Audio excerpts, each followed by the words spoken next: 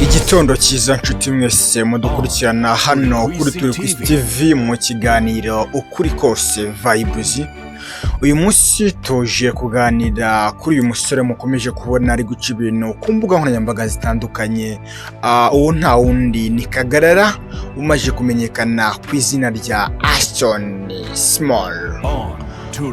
Uyu mujeni rero ari gukora ibintu bidasanzwe ubwo ari guhura n'abasare batandukanye, mbese akagaragaza ko u Rwanda ari igihugu cyiza cyane abinyujije muri interview bari kugirana, ndetse akabereka n'uburyo ki u Rwanda rwubakitse, ababwira ko icyaba cyiza ari ukubatemberera bakihera iryisho. Ese wowe urabona ibi bintu Kagarara ari gukora bizagira icyo bihesha u Rwanda cyangwa se bizagira ingaruka nziza ku Rwanda?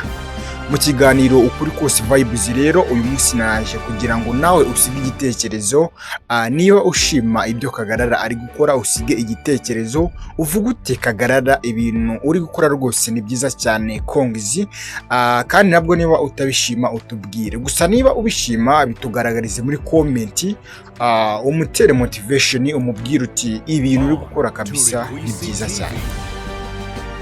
Gahunda rero mu kiganiro ukuri kose vibes, tuvugisha ukuri tugashira ukuri ahagaragara binyuze muri comment. Muri kumwe nanjye MC BYT mu kiganiro ukuri kose vibes.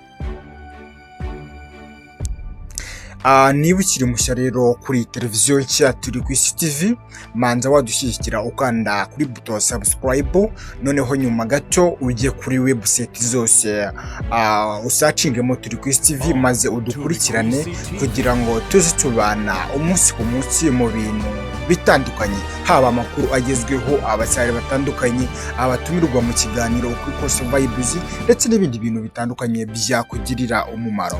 Dufashe udukurikirane kabisa, udufollowing ku mbuga zose ni turi ku TV maze tujye tubana kabisa. Tubwire kabisa mu kiganiro cyacu kuri kose vibes. Ese Ashton Small urabona ibintu yo gukora ari sawa cyane? Uwo bita Kagarara